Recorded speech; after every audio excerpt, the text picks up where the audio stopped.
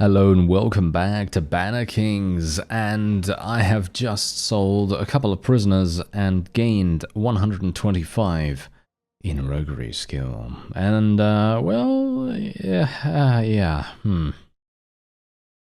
yeah, you can kind of tell from my reaction what's kind of going on here.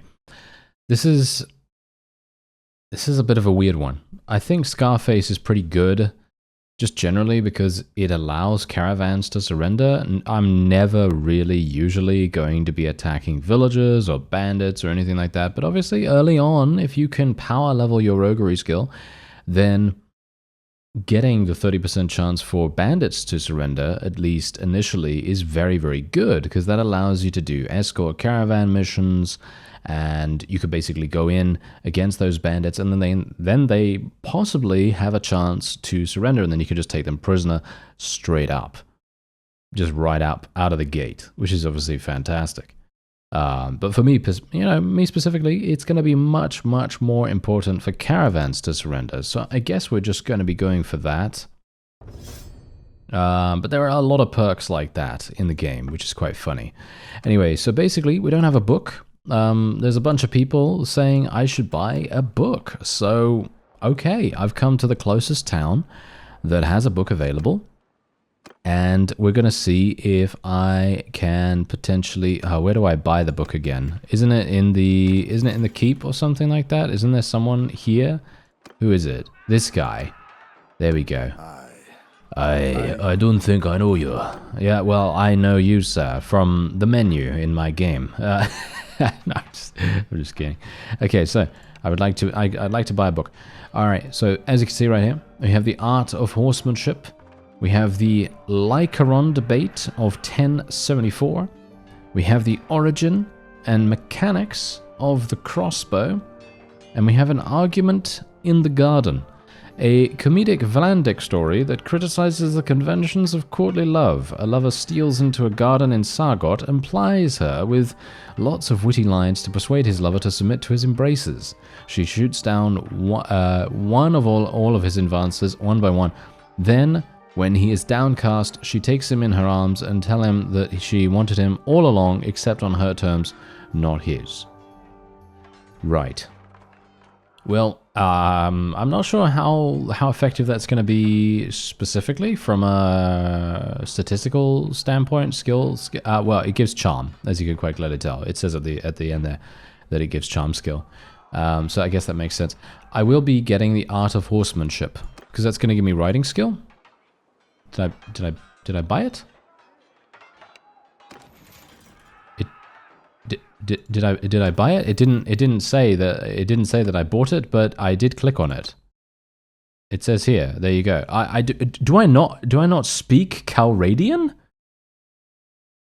Oh, are you joking right now? I do not. Oh, wow, that is super bad. Can I not learn? Oh, dear. Okay, I have completely messed up here. I should have learned Calradian much earlier.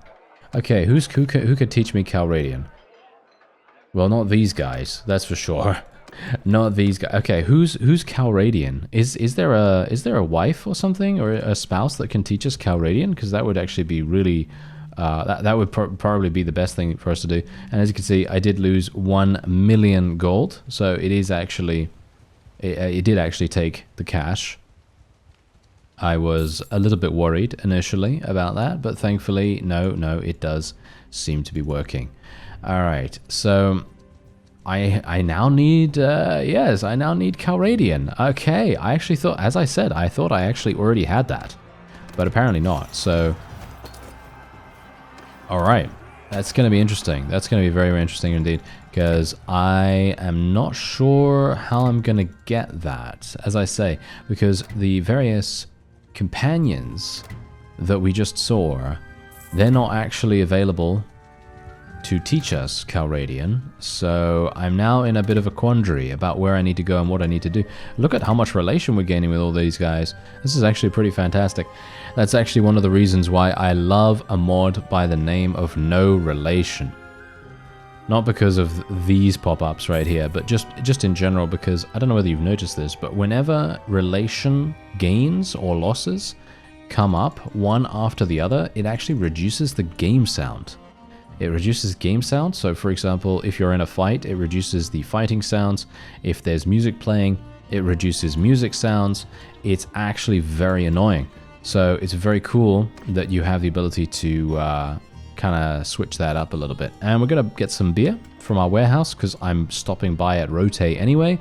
So I might as well get some beer for our troops. They're going to be very, very pleased. And there's actually a lot of money here. A lot of money here up for grabs. So I am just going to be selling everything that I can. Obviously, I'm not going to be getting a huge amount. It's just 9,000. It's not really a huge deal. And let me actually just see. This guy is from this culture. Okay, that doesn't really help me too much. I am still very much looking for some proper companion that can teach me Calradian. It's hilarious, actually. It's literally the funniest thing ever that I now need Calradian. I actually wonder, is there anyone else that can actually teach me a language? I don't think so. I think I'm going to need that person with me to be able to do that, because I tried that in an earlier part, and it seemed as though I did actually need that. There's more beer. Nice, 66 of it. We literally have 60. Look at that. We have 94 morale, actually. 94 morale. And it hasn't even been that long, but we are gaining significant amounts of beer, even now. And that's the wonderful thing about these warehouses and how the workshops actually work. Yeah, a bit redundant that sentence, but still, you get my point. Yeah, so I'm actually wondering, is there a way that I can actually learn a proper language without actually having a companion that speaks it? Because otherwise it's going to be extremely difficult for me to do this. Possibly. One thing that I would actually love as well, by the way, if this would actually be even a thing, if this is even a possibility, is being able to literally just go ahead. Ah, there we go. This is a Calradian right here. Wow, he's got insane stats. You see that guy's stats? What's going on? What is this? Look at all his traits. Look at this guy. He's got so many traits. He's got incredible stats right here. Okay, this guy is not as amazing. I actually want to get this guy if I can. But he's a part of a clan already. Oh, that's the reason. He's part of a clan already. That's the reason why he's so good. As you can see, I could talk to him, but yeah, as you can see, he's not going to join us. I can probably get this guy. Yep, 4,000. Unfortunately, I don't think he's going to be any good for us, because we already have a surgeon, as you can see right here. We have Migali, who is going to be using 129. It's actually hilarious that we have had this guy for this long, and the other fellow that's just joined us has 9 less medical skill. Isn't that hilarious? That is so annoying. Oh well, never mind. Okay, let's learn. Here we go. We're going to learn Calradian. Fantastic. Look at that. And our learning rate is 137%. I wish I had that learning rate in real life. My learning rate in real life is minus 50%. Only 50%, you say? No, it's slower than that. But yeah, anyway. We're good. We found a person that can actually teach us Calradian, and all we need to do now is just make the best of things.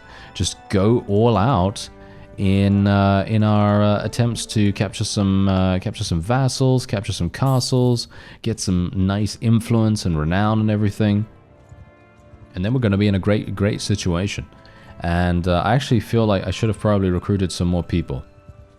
That probably would have made more sense. Oh well, never mind. Doesn't matter too much, I suppose. I mean, I'm basically just going to be going into auto-resolves against these guys anyway. As you can see, they're really, really simple for us to eliminate now.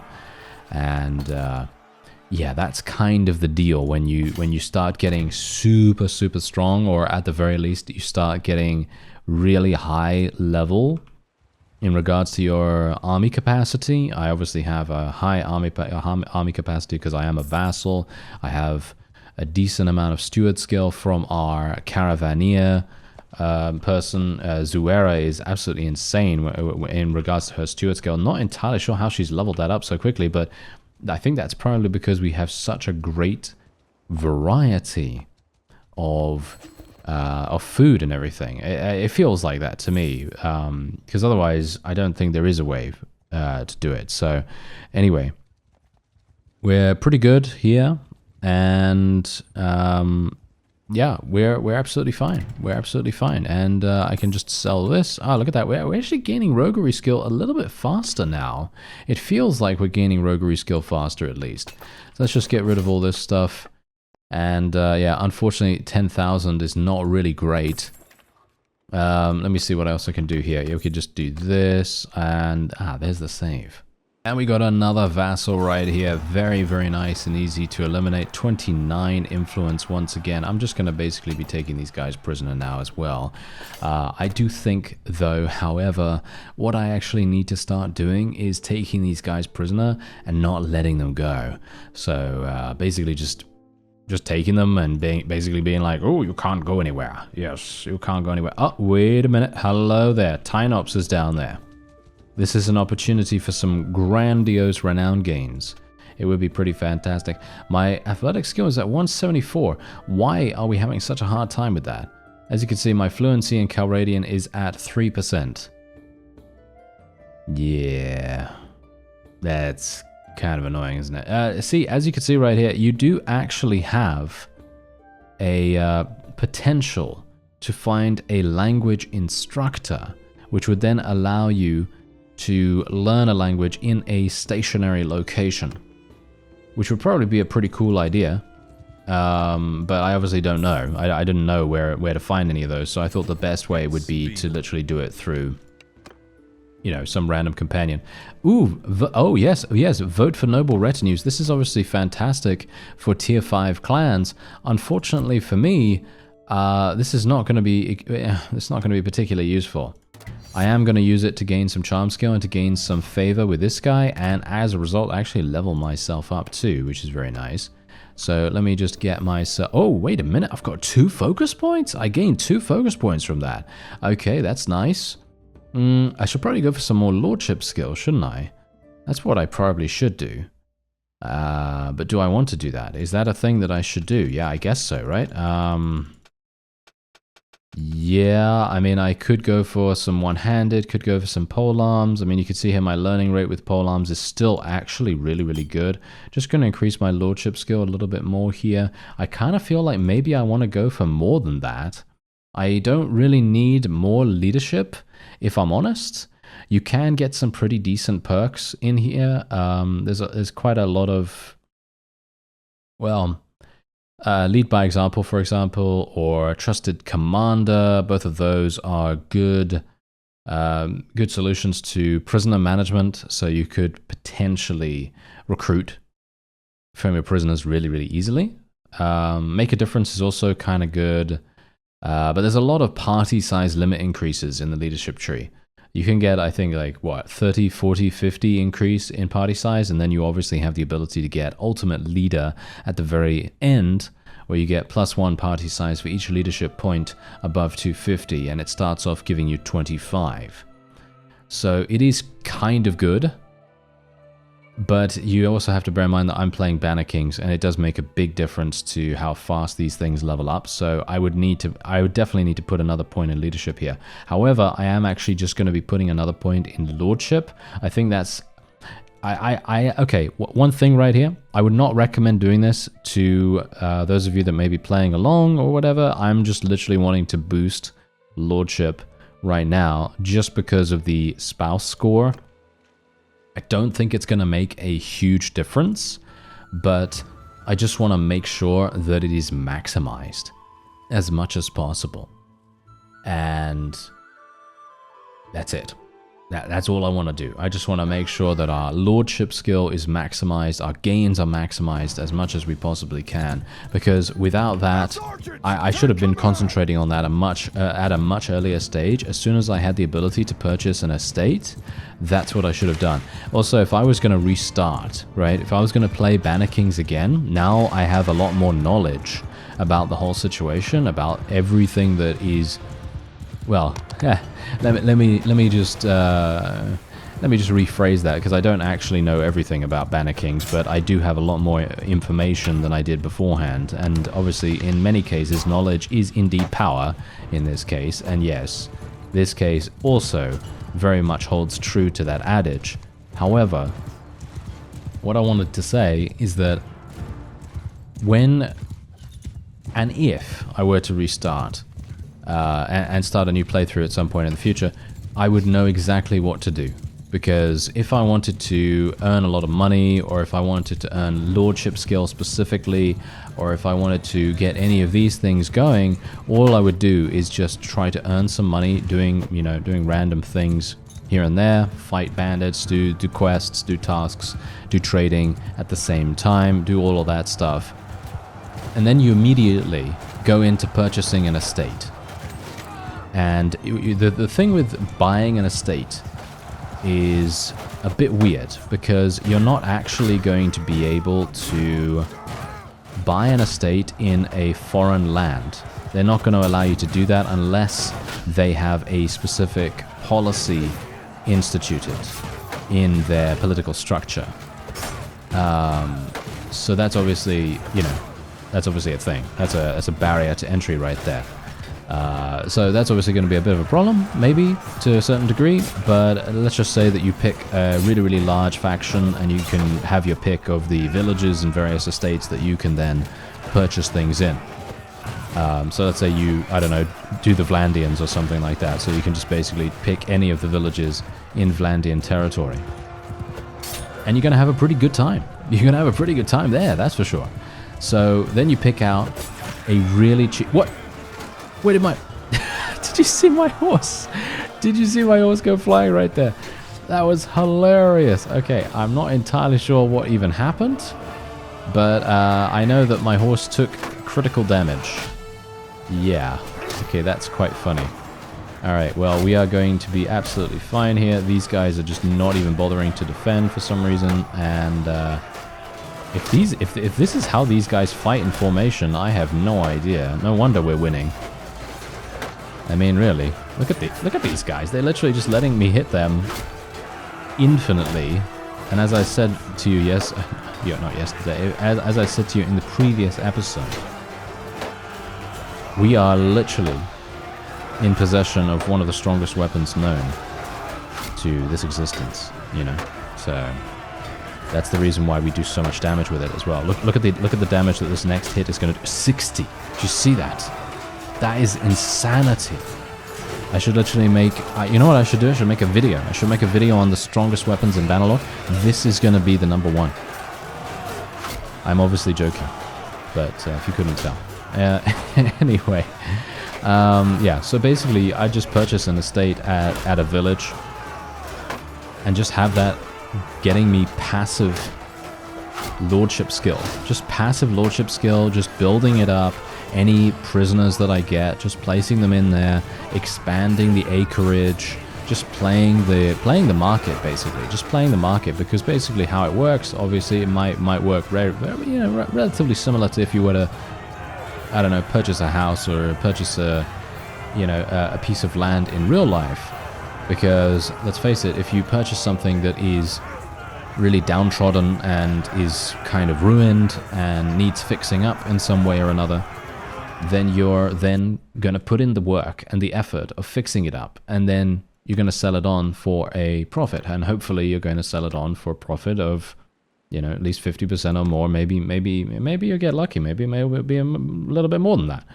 And so in that case, then that's exactly what you do in BannerKings as well, or it's exactly what I might do if I were to start again. But obviously it very much depends. You could also just use the passive income as a little security. So, anyway, that's kind of what I would think to do if I were to start again. And obviously, I would indeed choose a better starting culture, because my starting culture at the moment is good. Don't get me wrong. I think it's a great faction. I think they're fantastic with their explosive pots or whatever they're using. I think they're really, really fun to watch and everything. However, the problem arises when you actually have to deal with language. That's the issue. Because basically no one speaks this language. So that's close enough. You kind of get a little bit excluded, you know, a little bit excluded from the global stage, as it were. And you're going to have some issues actually, you know, ingratiating yourself with the other factions at large. And that's kind of the reason why in a future playthrough, or should we say, I would recommend new players and new people coming to BannerKings, Cultures Expanded at least, to probably join one of the empires. So, for example, one of the Calradian factions, or joining just a much larger faction where there's a lot of people that speak the same language. Because if you have that, then you don't need to learn the language, because a lot of the books are potentially going to be written in that language. And it just makes so much more sense than if you were to, you know, you guessed it, if you were to not know it.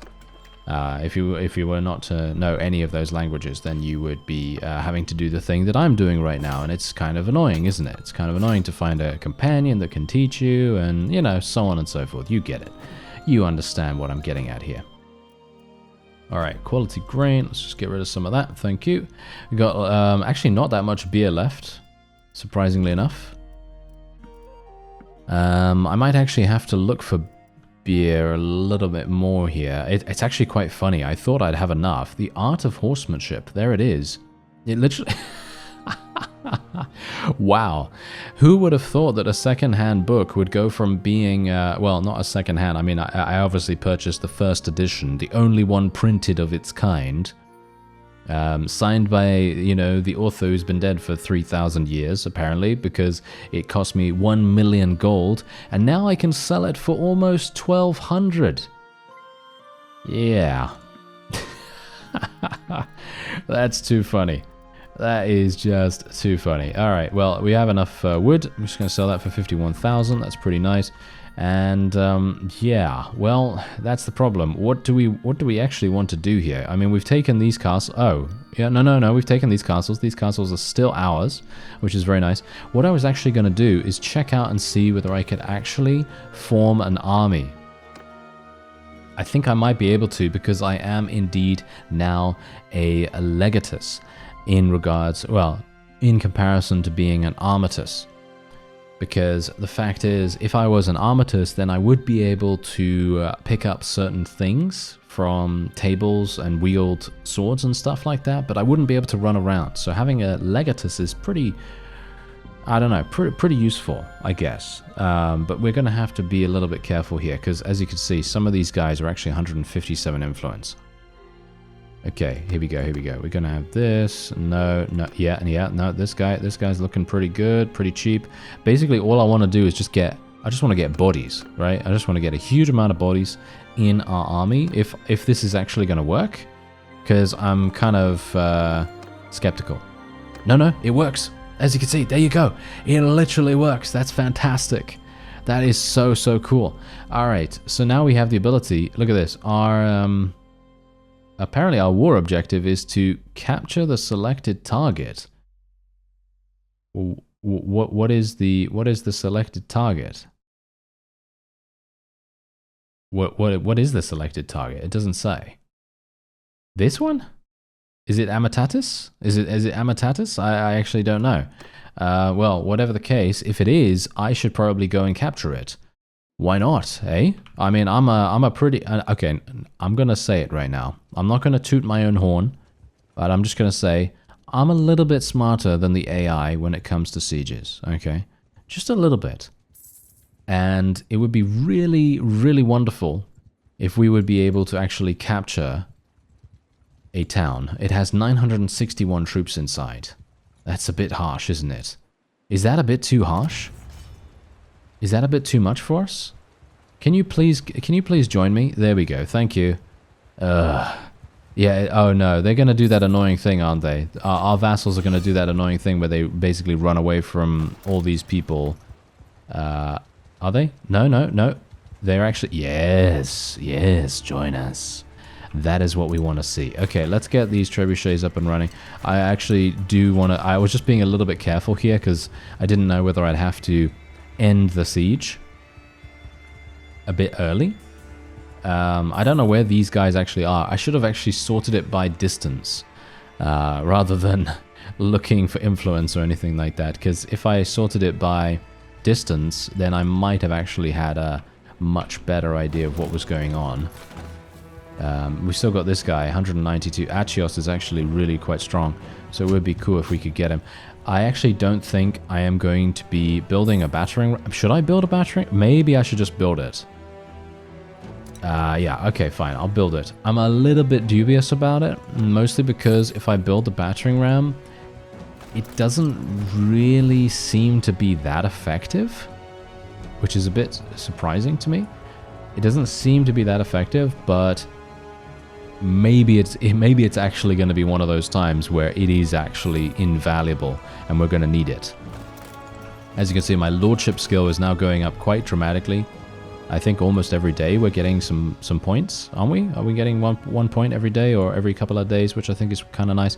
Who are we at war against, by the way? Ah, Rajaya. Rajaya has now declared war against us. Okay, well, we don't have to worry about that. That is not something that we need to concern ourselves with, at least as long as Kuyaz is not targeted. Because Kuyaz is, of course, my fief, and I would like to maintain control of it as long as possible. Let's put my trebuchets out there now, and we will bombard the enemy's walls.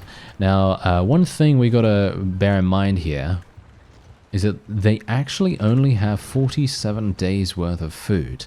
Now, if I had brought a little bit more food, I probably would have had the ability to starve them out. But just think about this, 47 days in a siege. Obviously, in real life, that definitely has happened. But in a game where the days pass relatively slowly, you're going to be sitting here for about 30 minutes. It's going to take a long time. It's going to take a long time for the days to pass. So, yeah, it's up to you. It's up to you whether you want to do that. But for me personally, that's not the most riveting thing in the world. Okay, obviously, when it comes to 175 in athletics, durable is the only option, in my opinion. The energetic skill is extremely pointless. Minus 20% overburdened speed penalty. If you're overburdened, you just need to go to the marketplace. You just need to go to the marketplace. Who's going to take this? I actually don't know. At 175, I just don't see the point in it, in comparison to getting an endurance point, which is just absolutely, in my opinion at least, invaluable. Because in a game where you basically have very little attribute points, it's basically worth its weight in pixels. You know, it's extremely important. Okay, otherwise, we are just going to wait until... There we go. Okay, that's done. And the battering ram is done.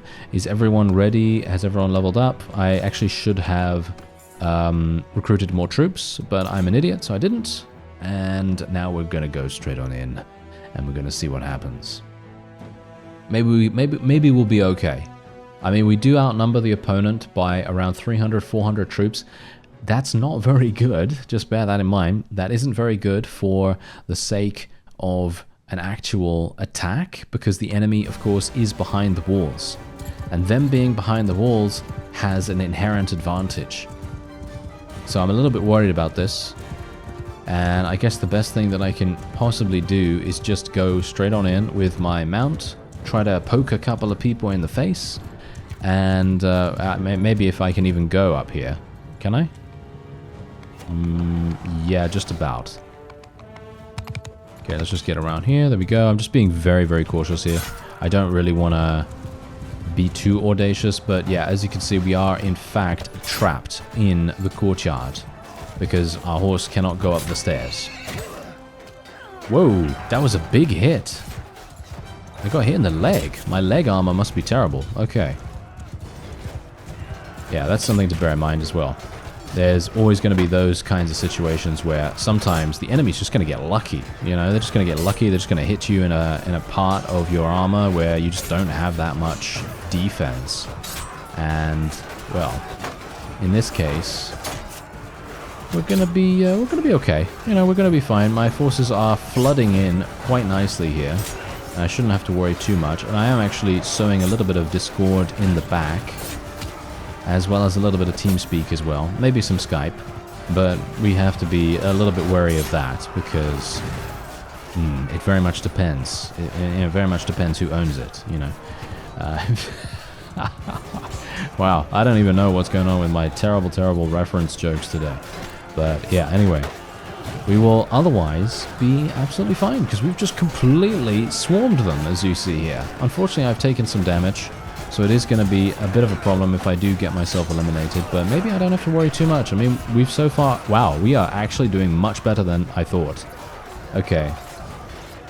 Never mind. I think we might actually be all good. I might have actually taken our attack target as a part of this war campaign. Oh no, don't get killed now. Don't get killed now. Come on, use the Mace of Destiny. There it is. Look at that damage. 33 damage. That's more damage than anyone's ever seen. Look at that. That's crazy. Alright, there we go. Come on now. Nice. Oh, shot in the abdomen. Look at that. Did you see that? Shot in the abdomen. I think we know where he got shot. I think we know where he got shot. He got shot in between the legs, didn't he? He certainly did. It's you know what it is? You know what it is? You know the reason why they decided to target that area? It's because it's so incredibly small that it's just one of those things, right? It's just one of those things that they just had to prove their skill. That's exactly what's going on there. But that was funny, nevertheless. Those kinds of situations are always hilarious when they have that animation where they kind of like grab at the area that they've been attacked. And it's kind of cool the way that happens, but it's also funny because if they get hit, you know, in like their leg or their arm or something, and that's the killing blow, then they always go you know, in that particular area. And it's just funny to me because it's like, well, you've just been shot 5,000 times in the chest and the back and all that stuff, and you didn't actually react like that then. But only when you're dead, only when you're about to die do you actually react that way. So I always find that quite amusing. But anyway, as you can see, our forces are absolutely swarming them, and we should be completely fine here. Zuera is actually leveling up her one-handed skill. She's still alive? She's actually getting kills. What? Look at that! Look at her! Look at her! She's leveling up her one-handed skill. She's still alive. Can you believe it? Wow, she's doing great. Oh, I'm very proud of her, actually. That is amazing. I never would have expected that in a million years, because usually the companions are terrible. Usually the companions just go in there and die randomly to some kind of abdomen shot, you know? That's usually how they are, because they're just that bad. And me, on the other hand, I never die from abdomen shots at all. No. No, that's exactly what's happening there. Yes. Anyway, yeah, we're good. We took it. We actually took this town right here, which is actually kind of amazing. Never would have imagined it. And we can basically just sell everything, or most of the things. We didn't even get that much loot, unfortunately. But there isn't anything else for me to do here, and I can basically just disarm. What should we say, disband my army, and then we can have a look at our diplomacy screen. Alright, so yeah, as you can see, we now have, yes indeed, look at that, there is actually a new, wait a minute, okay, I think I'm actually understanding a little bit more now about what this actually means, because obviously this is the front. So basically they're just saying that this is the front of their battle lines, pretty much. This is where the main sort of majority of fighting is going to go on. So if we take a look, so that's Amitatis. So Amitatis is going to be the front of where we currently are. And as you can see, the front over here is where they're actually attempting to retake the castles that I took in a previous episode. However, we have now gone so far as to take Amitatis, which is indeed a town. This is much more valuable than 2 castles, in my opinion. And I'm very pleased about that. I'm very, very pleased about that. I'm going to go for Leader of the Masses, I think. Yep, Leader of the Masses is a great perk. Both the primary and secondary benefits are good. You know, they're solid. +5 party size for each town you control, and +5% experience from battles shared with the troops in your party. Presence is actually okay as well. As you can see, it does provide the town with +5 security per day while waiting, which can be a pretty cool thing, actually. But for the moment, I'm just going to take Leader of the Masses because I'm not really going to be spending huge amounts of time in towns, or at least I don't think so. Anyway, that is going to be it for this episode. I thank you very much for watching, and I'll see you next time.